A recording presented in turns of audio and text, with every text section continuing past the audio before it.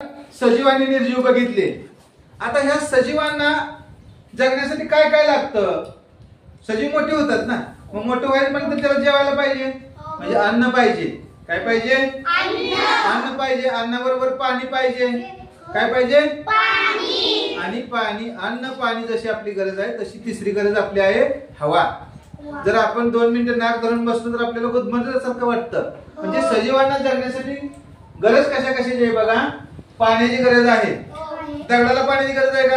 नाही। पण मुंगीला पाण्याची गरज आहे, झुरळाला पाण्याची गरज आहे, आपल्याला पाण्याची गरज आहे, झाडांना पाण्याची गरज आहे। म्हणजे सगळ्या सजीवांना पाण्याची गरज असते।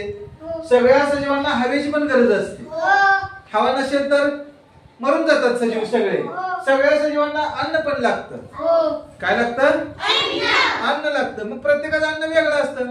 आता वाघ हा सजीव आहे, त्याचं अन्न काय असणार आहे? प्राण्यांची शिकार करून खाणे। मुंगीचं अन्न काय असणार आहे? साखर असणार आहे, सांडलेलं पीठ असणार आहे, कण असणार आहे। आपलं अन्न काय आहे? भाजीपाला आहे, मिठाई आहे, ज्वारी भाकरीची बाजरी आहे, हे आपलं अन्न। प्रत्येकाचं अन्न वेगळं आहे, पण अन्न ही सगळ्याची गरज आहे। सजीवाला अन्न हे लागतं। आणि निवारा, निवारा म्हणजे काय? घर। निवारा म्हणजे काय? आता आपलं जर घर आपण बघितलं तर आपण अनेक गोष्टीपासून बनवतो। मातीपासून बनवतो। माती कुठून मिळते? परिसरातून मिळते। विटा मातीपासूनच बनतात। परत सिमेंट परिसरातून चुनखडा आहे त्याच्यापासून मिळतं। पाणी घर बांधायला लागतं। म्हणजे निवारासाठी सुद्धा आपल्याला परिसरातील अनेक गोष्टींचा उपयोग होतो। जसं अन्न हवा पाणी ह्या गोष्टी सुद्धा आपल्याला परिसरातून मिळतात, तसं निवारा। आता हा झाला आपला निवारा। पण पक्ष्यांचा निवारा धरूया। चिमणी घरटं करते, तिचा निवाराच आहे। मग घरटं करण्यासाठी काय लागतं चिमणीला? काड्या लागतात, गवत लागतं, कापूस लागतो, छोट्या छोट्या दोऱ्या कुठे मिळतात त्या पण ती आणून गोळा करते। मग ह्या सगळ्या गोष्टी त्या चिमणीला कुठून मिळतात? परिसरातून मिळतात। कुठून मिळतात? परिसरातून मिळतात। आणि असं परिसराचं आणि सजीवांचं। आता परिसरामध्ये बघा अनेक गोष्टी आहेत। आता आपल्या अंगातले कपडे परिसरातील घटकापासून मिळतात। कशापासून मिळतात सांगा बरं? आपल्या अंगातले जे कपडे आहेत, तुमचे फ्रॉक शर्ट, माझा पॅन्ट शर्ट, कशापासून बनवलेले आहेत? कापूस। कशापासून बनवलेले आहेत? शेतात आपल्या कापूस पिकतो आणि कापसाचे धागे तयार होतात आणि त्या धाग्यापासून कपडे तयार होतात। म्हणजे शेत हे आपले परिसर झाला। परिसरातून आपल्याला कापड मिळतं। आपल्या घरी जान घोंगडी आहे का? कोणाच्या घरी? हा, ज्यांच्या घरी जान घोंगडी आहे त्यांना माहिती आहे ही घोंगडी कशापासून बनवलेली आहे। जान कशापासून बनवलेला आहे? मेंढीच्या केसांना लोकर म्हणतो आपण। काय म्हणतो? लोकरीचे कपडे उबदार असतात। थंडीच्या दिवसात बघा लोकरीचं घोंगडं किंवा लोकरी स्वेटर काळ टोपी असेल तर एकदम उबदार लागतं। आपल्या घरात भाकरी चपाती ठेवायची टोपली बघितली तरी टोपली कशापासून बनवलेली असते? कशाच्या काड्या असतात? काट्या असतात त्या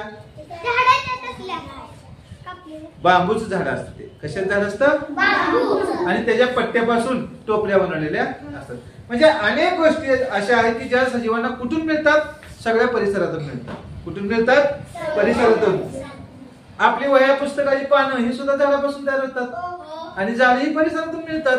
म्हणजे सजीवाचं आणि परिसराचं एकमेकाशी घट्ट असं नातं आहे। काही वनस्पतीच्या बिया बघा, आता काही वनस्पतीच्या बिया, आता बाभळीचा बी बघितला तुम्ही? बाभळी शेंग अशी लांब असते, त्याच्या शेंगा वाळल्या की ती शेंगा अशा फुटतात आणि फुटल्यानंतर त्या शेंगातले बी काय होतात? खाली पडतात। पुन्हा पावसाळ्यात तो पाऊस पडतो आणि त्या बिया उगवतात। तुम्ही लिंबाच्या झाडाखाली लिंब उगलेले बघितले असतील, बाभळीच्या झाडाखाली बाभळी बघितलेली असतील। कशामुळे उगवतात? तर त्या शेंगाच्या बिया, त्या झाडांच्या बिया अशा विखुरतात आणि जमिनीत पुन्हा पडतात आणि पाऊस पडल्यावर पुन्हा उगवतात। म्हणजे हे एकमेकांचं असं चालू असतं। काही बिया बघा, आता तुम्ही कधी मेंढ्या जर हिंडत असतील तर मेंढ्याच्या केसामध्ये काही बी तुम्हाला झाडाचे काट अडकलेले दिसतील, तर त्यामध्ये त्या बिया असतात। झाडांच्या काय असतात? बिया असतात। मग ही मेंढी किंवा हे प्राणी तिथं चरत असताना त्यांच्या अंगावर त्या झाडाच्या बिया चिकटलेल्या असतात आणि ती झाडाच्या बिया हे प्राणी काय करतात? दुसऱ्या ठिकाणी कुठेतरी जातात, अंग झाडत असतील, बसत असतील, तिथं बसल्यानंतर त्यांच्या अंगावरच्या बिया त्या झाडाच्या तिथं पडतात आणि त्यानंतर पावसाळ्यात त्या झाडांना पाणी मिळतं आणि ऑटोमॅटिक तिथं ती नवीन झाडं तयार होतात। म्हणजे झाडं वाढायला प्राणी पण मदत करतात आणि प्राण्यांना मोठं व्हायला कोण मदत करतं? झाड मदत करतात. म्हणजे झाड आणि प्राणी म्हणजे परिसर आणि सजीव यांचं कसं नातं आहे बघा. दोघं एकमेकावर अवलंबून असतात. समजा पोपट जांभळाचं बी खात असेल, जांभळ खात असेल आणि त्याने जांभळाचा चुचीत बी धरला आणि जात जात खात खात त्याने कुठेतरी तोंडात पोपटाच्या तोंडातून बी पडला, तिथं कशात झाड उगवेल? जांभळाचं. त्या पोपटाला जांभळाचं झाड कोणी दिलं? वनस्पतीने दिलं. आणि पोपटाने वनस्पतीला माघारी काय दिलं? नवीन झाड तयारीसाठी बी तिथे एका ठिकाणाहून दुसऱ्या ठिकाणी नेऊन टाकला. अशा पद्धतीनं झाड आणि परिसरातील प्राणी एकमेकाशी असं संबंध आहे. आणखी काय बघा, पूर्वीच्या काळी अशी खूप मोठमोठी जनावरं असायची, गाय बैल म्हशी असायच्या आणि त्यावेळी जीसीबी वगैरे मशीन नसायच्या. मग मेलेलं जनावर कसं पुरायचं? खूप मोठी म्हैस मेल्या, खूप मोठा बैल मेलाय, तर आपली पूर्वीच्या काळातील लोकांकडे अशी वाहतुकीची साधनं नव्हती जीसीबी मशीन. ते काय करायचे? कुठंतरी तिथंच शेताच्या बांधाला कुठंतरी पुरायचं किंवा उघड्यावरती जाऊन मेलेलं जनावर टाकलं जायचं. मग आता मेलेल्या जनावरांचं काय होत असेल पुढं? त्या जनावरांचं मांस खायला गिधाड नावाचे पक्षी मांस खातात, कोल्हा लांडगे मांस खातात आणि हे त्याच्यावर जगायचे. राहिली काय त्या प्राण्याची हाडं राहत असतील ना, ती हाडं पण पुन्हा 5-10 वर्षांनी कुजायची, जमिनीत मिसळली, त्या कुजलेल्या हाडापासून पुन्हा खत तयार व्हायचं. म्हणजे मेलेला प्राणी सुद्धा काय देऊन जातो शेताला? खत देऊन जातो. मेलेल्या प्राण्याचं मांस कोण खातं? सजीव खातात. कोल्हा लांडगा वाघ खात असेल, गिधाड खात असेल. म्हणजे प्राणी वनस्पती एकमेकाला काहीतरी देत घेत राहतात असं त्यांचं नातं आहे. त्याच्यानंतर झाडाची आपण एक उदाहरण घेऊ. झाडं आपल्याला काय देतात? आपण झाडाला काय देतो बघा. झाडाची पानं सुकलेली खाली गळतात का? गळतात. मग ही गळलेली पानं काय होतात? तिथंच खाली कुजतात. कुजल्यानंतर ती आपल्या शेतामध्ये आपण नांगरट करत असतो, ती कुजलेला पाला खाली जातो शेतात आणि कुजल्यानंतर 1-2 वर्षांनी त्या कुजलेल्या पानाचं खत तयार होतं आणि ते खत कुणाला मिळतं? आपल्या शेतालाच मिळतं आणि शेतातल्या पिकांना मिळतं. म्हणजे ऑटोमॅटिकली वनस्पती, प्राणी आणि परिसर यांचं एकमेकाशी काय आहे? नातं आहे. आता आपण काय शिकलो बघा. आपल्या परिसरात अनेक वस्तू आहेत. काही सजीव आहेत, काही निर्जीव आहेत. सजीव स्वतःहून हालचाल करतात, निर्जीव स्वतःहून हालचाल करत नाही. सजीवांना अन्नाची गरज असते का? असते. सजीवांची वाढ होते का? सजीवांना पाण्याची गरज असते का? सजीवाला हवेची गरज असते का? हो, सगळ्यांना असते. झाडांना मात्र अन्न आणि पाणी लागतंच. सजीवांमध्ये काही प्राणी असतात तर काही वनस्पती असतात. सजीवांच्या सगळ्या गरजा म्हणजे आपल्या जे सगळ्या गरजा आहेत प्राण्यांच्या, त्या सगळ्या गरजा कुठून भागतात? पाणी कुठून मिळतं?